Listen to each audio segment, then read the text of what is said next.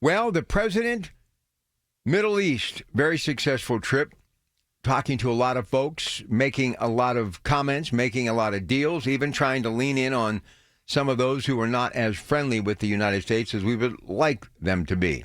But the art of the deal continues. But the big story also on the international scale is Russia and Ukraine, peace talks that broke off within 2 hours. Also, Putin basically dissing Volodymyr Zelensky and an opportunity to meet in Turkey.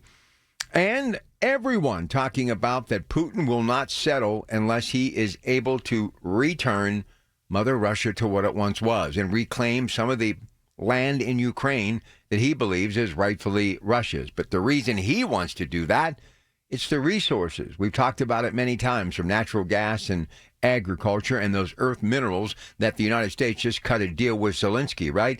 And eventually he would like to win the whole thing that is Ukraine so he could get to the Black Sea and take that port over and then pretty much control that part of the world when it comes to riches that Ukraine has in the way of agriculture and natural gas.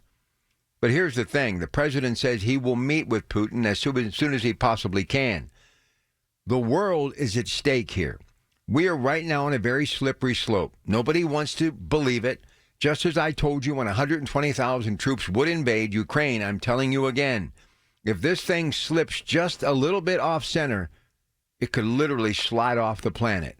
We could find ourselves in a conflict that would be from not just this country's borders, but around the world, multiple continents, by land, sea, and air. It could be that ugly.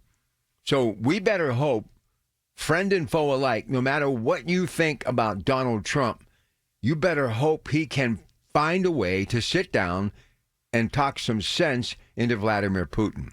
If I'm Vladimir Putin, with the way the Russian people are probably struggling that we'll never know because nobody is ever getting the facts because of their economy that has been literally slip-sliding away ever since this war broke out. Multiple Fortune 500 companies have pulled up stake and left nothing but in abandoned buildings. The ruble pretty much is next to nothing. He better hope that he can stay in power. And I think if he can find a way and the president can convince him and pat him on the back and stroke that massive ego, remain in power, pretty much go back to the business of doing business with places like the U.S. and letting deals take place between Russia and other countries, their economy starts to skyrocket. We stop the war. Ukraine can get back to rebuilding Ukraine, and the world can get back to the business of trying to be in business to take care of the citizenship of whatever country they're representing.